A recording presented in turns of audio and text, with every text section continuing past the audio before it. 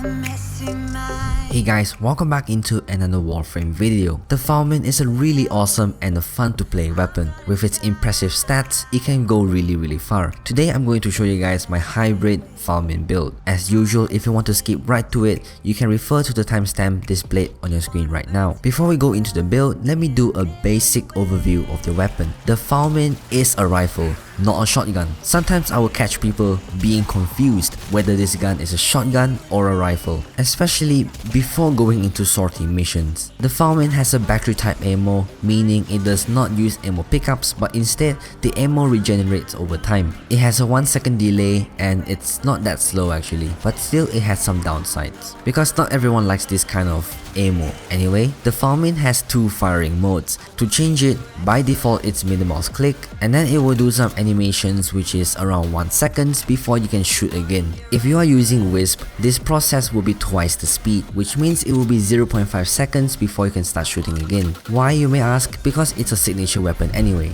So what are these two firing modes? First of all, we have the semi-auto mode, which is just like a shotgun, and the full auto mode, which is like a normal rifle. First, let's go through semi-auto. It takes up 10 ammo per round and it has the highest critical chance out of all shotguns in the game. It has 30% crit chance right out of the box, which is really great because if you mod this weapon for crit, you will get big freaking damage numbers. This projectile it shoots out is quite big and strong. It's because this ball is 3 meters thick and also it has a 3 meter punch through. So that means you can literally shred groups of enemies using this firing mode, or you can just use it for quick burst damage. And don't forget, this firing mode is silent, and this means it is sleep equinox friendly. And definitely you should never forget this point. This firing mode has a linear damage fall off.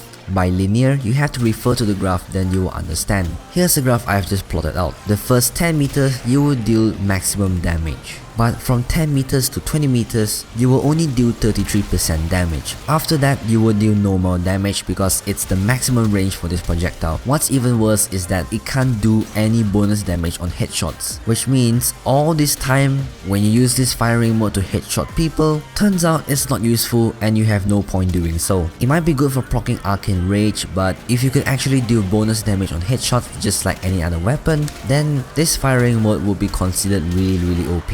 What a bummer, man. Next, let's go through full auto. It only consumes 1 ammo per round and it has the highest critical chance of all rifles in the game with 28% crit chance, and yes, it's higher than the Soma Prime, which is also a popular crit weapon. The good thing about auto mode is that it's a hit scan projectile compared to semi-auto, which shoots projectiles that has flight time, it has no damage fall off, no range limit, and has bonus damage on headshots like any other weapon.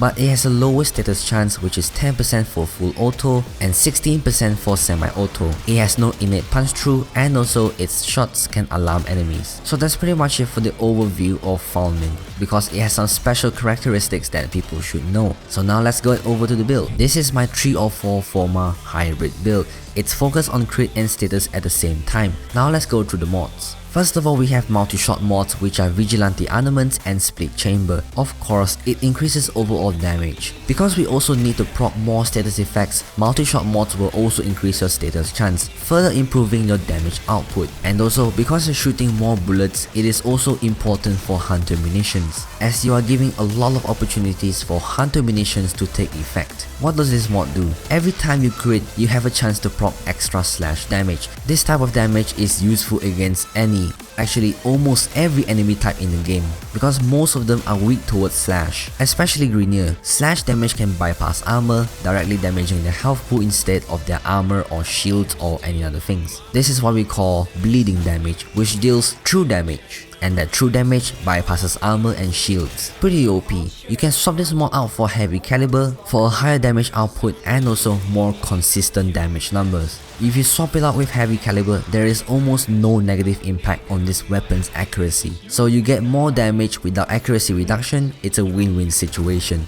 Of course, if you want to make this choice, you are going to be losing out on the extra slash damage which the Fulmin doesn't have. so it's up to your choice anyway. Speaking of damage, status types are just as important as crit, damage, multi-shot in this build. Malignant Force and High Voltage will make up corrosive damage, although you can already make corrosive damage by just adding High Voltage. If you throw in Malignant Force, you will be giving it more status chance, which is useful for stripping armor, because you can keep proccing status effects on enemies, and depending on which status type you have used, it will be useful. Of course, you can swap this out for other status types or elemental damage if you want. And then we have crit mods, which are Vital Sense and Point Strike. Self-explanatory, it allows Fulmin to deal big ass damage, increases overall damage, and also it gives you a higher DPS. Finally, we have the so-called mandatory mod, Serration.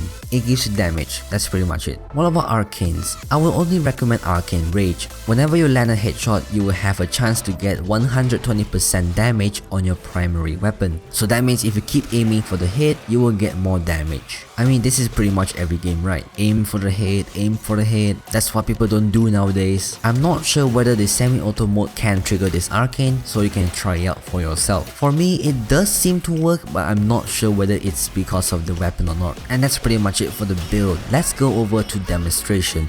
Because I'm tired / sleepy while typing the notes for me to refer when doing this video, plus I have nothing much to explain or elaborate on my previous points, as this weapon is damn easy to understand and straightforward. Because I'm afraid of giving you guys extra useless tips, I'm just going to skip straight to the demonstration so you can see it for yourself how this build will perform against level 100 heavy gunners. When you are encountering high level enemies like this, I recommend you to not use the semi-auto mode, because this firing mode is slow, and slow weapons don't benefit well from high status chance. Of course, you can still do a lot of armor stripping with this, but still it's more better to have fast, consistent damage on an enemy. So you can keep applying the same effect over and over again until the enemy has very little armor or even none.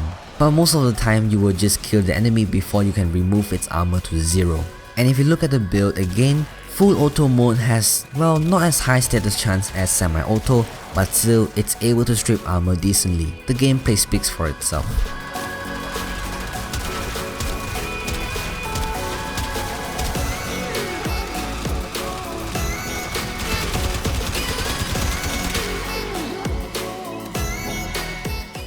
Alrighty. Moving on, if you use this weapon against Corpus, it's also pretty good. Swap corrosive damage for gas and you can test it again. Here we go.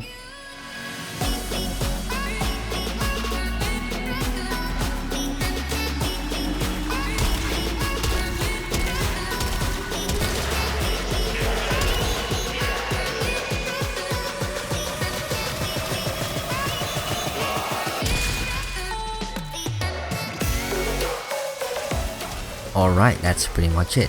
Thank you everyone for watching this video. If you guys enjoyed it, then be sure to leave a like, write a nice comment, and please consider subscribing. As usual, if you want to buy me a cup of coffee, you can check out my Ko-fi page in the link in the description below. Thank you for watching once again, and I'll catch you guys in another one. Goodbye.